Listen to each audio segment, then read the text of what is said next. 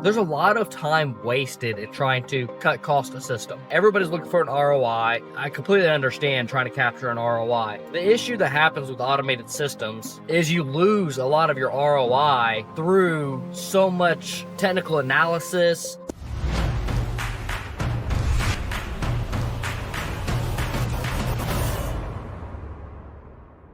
Welcome back to the Elite Automation YouTube channel. I'm Malachi Grub, CEO of Elite Automation, and this is the place to be if you want to know anything about automation, manufacturing, and how to implement automation into your facilities.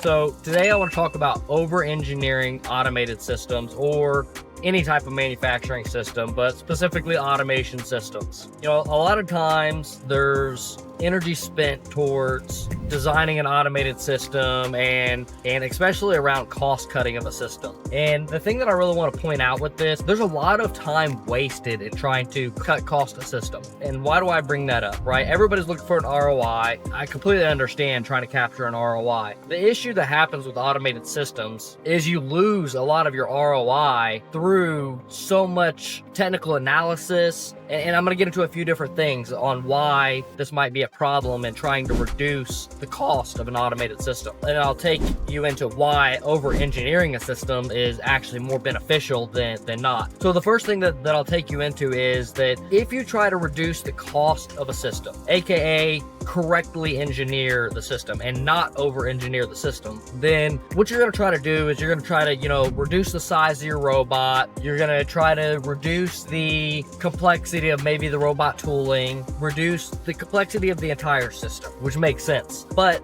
sometimes complexity is also a good thing. When I say that, what do I mean? Well, let's say for instance, you have an auto tool changer. So an auto tool changer is basically where a robot can change its tool that it has on the end of its arm. Okay, so you can do a manual tool changer, you can do an auto tool changer, or you can try to design multiple tools into one robot arm. But let's say going into the auto tool changer side of things, essentially you can save quite a bit of money by not using an auto tool changer and not using any type of quick changer at all, and just using the nut and bolt method, right? Where you just bolt it on with an Allen key and use your socket head cap screw bolts. Now, one thing that's an issue there is it increases your changeover time. And so this does matter on your total system, like how long does it take you to change over the entire total system? And then also too, like how much crew do you have? If it takes 30 minutes to change over, maybe it doesn't matter if it's an auto tool changer, right? Because it already takes you 30 minutes to change over. However, is it the same crew that's doing the 30-minute changeover also going to be the same crew that's doing the changeover for the tooling? If so, now your 30-minute changeover maybe just changed to 35, 40-minute changeover. Now, if you have like a NASCAR pit crew and everybody goes in, changes over the entire line all together and knocks it out more quickly, and you don't really hurt that changeover time. Maybe that no matter what, that changeover time is still 30 minutes. So in that scenario, you could potentially argue that, okay, it doesn't really cost us any more time to change over by having a manual tool. Makes sense. The other thing you have to look at is you're now putting somebody else in that position. Is that a maintenance person that needs to be working on another down line? Is that another person you have just sitting idle for hours because you hired another maintenance person to do these tool changeovers, or you have to have another operator on the line to do this changeover? And then what about the times that if it is a maintenance person, let's say, and they have to be over on another line and it's time for changeover? Now you don't have that maintenance person to do that changeover. So now what you did calculate as a 30-minute changeover, now it is a 40-minute changeover. And then again, a lot of these things, is it do you change over every week, or do you change over multiple times in a day? So a scenario where you're changing over multiple times in a day, a lot of times it might make sense that you have an auto tool changer. Again, this is just an example, and a lot of times, maybe the auto tool changer is not the good option to go with because it increases the cost of the system too much, especially on like a budget type of system. Now, if you do a manual tool changer, you're going to reduce your cost from an auto tool changer, and generally those can be done more by an operator. An operator could take the tool off and then put on another new tool, and things are keyed in a way that they can't mess up putting it on the wrong way. And also another thing that's there is you could add into the system like RFID or some type of technology to ensure that the right robot tool is on there. Now, if you reduce the cost here on this, then what's going to happen is if you don't have an RFID or a way to identify the tool, and you go over there and you select a part number, and then you go and run it, and it goes to pick that up, and it crashes down and into the object because you had the wrong tool and to the part number that you haven't selected for the system. That's a major, loss in production, cost of tooling, no telling how long if you have spare toolings or you have to get that tooling remanufactured, and maybe it takes days for you to get a new tool. So these type of costs have to be considered whenever automating the system. If we add up all these different things, especially like talking about the crash and the labor and the skilled individual and the potential loss of time and doing a changeover, now you start getting into the total cost of that being tens of thousands of dollars, especially over the lifetime of the system, right? Now this becomes challenging when you're looking for a 2-year ROI on the system, because you start adding in things and now it's a 3-year ROI or 4-year ROI. So tool change is just an easy one that I threw in there. One of the next easy ones that I'll throw in there is selection of robot. Generally, if you're trying to reduce cost in a robot, you're going to go with a smaller robot, less reach of a robot. And to go into some of those losses that you might experience by selecting the appropriate robot is maybe into the future you want to run a different part number and you need more reach than what that robot can do. Or maybe you select a new part you want to run on the line and the payload is too high for that robot. So that's a couple just like direct major losses. Another thing that could be there is, let's say for instance, it's a high speed operation and you're running this robot at like 95% capacity 100% of the time. And it doesn't even have to be 95% capacity 100% of the time.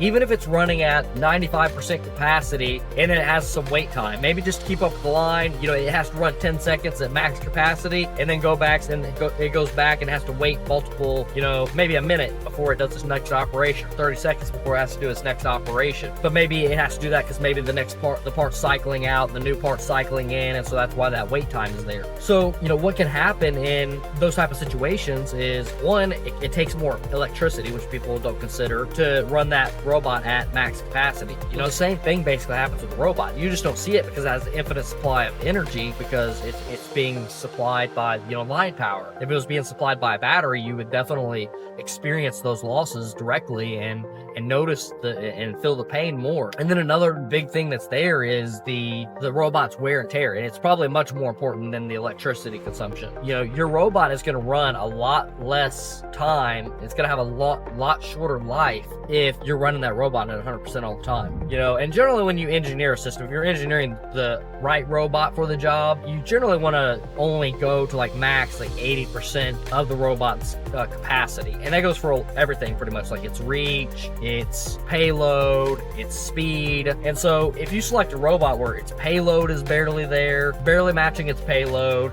it's barely able to keep up with the speed. And I've seen systems where the system cost was cut so much that they ran the robot at payload and at max speed, and they actually ran into immediate issues where the robot would fault out and it would get like disturbance alarms on its motors and axes, because basically at those speeds, that robot's not actually rated for that payload. So generally a robot is rated for its payload and its speed based on an 80% cycle time and 80% of the payload. Now you can go up to 100% of the payload, but you definitely have to stay near to that 80% speed. It's kind of like a give and a take. If you're at 100% speed, you're probably only going to be able to go 80% of your payload. And this is just being able to do it. This is not even what's best for the robot. Really, if you're talking about what's best for the robot and you want that robot to run forever, really you need to run at like 60%, probably 60% payload and 60% speed.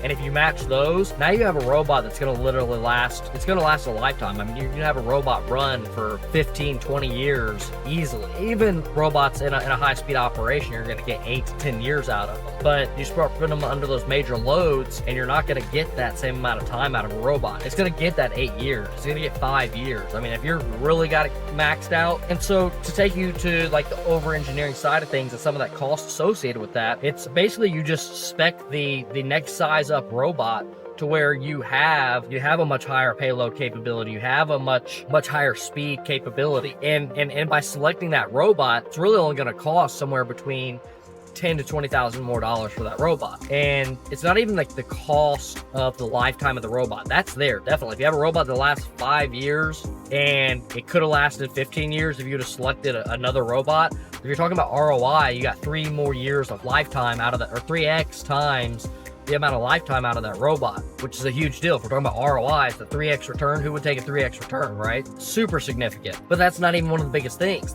One of the biggest things is the downtime of that robot. You know, if you have to replace axes on that robot, have to replace motors on that robot, then what does that downtime cost you, you know, to get that robot serviced? And given if it only happens once every 5 years, okay, it's not that big of a deal. But traditionally, that's not what will happen. What will happen is you'll have one motor that fails every 5 years. You'll have another motor that fails every 6 years, and you'll have another motor that fails every 7 years. So after you hit that 5-year mark, now every year, you're going to start having to replace a motor or axis, an encoder or something on that robot, a gearbox. And some of these things are so extensive, it's replaced an entire robot. And so, you know, the cost of that can be super significant, especially if you only ran the robot for 5 years. Now, this is a pretty extreme case. Like, you really have to be abusing your robot to only get the 5 years out of it.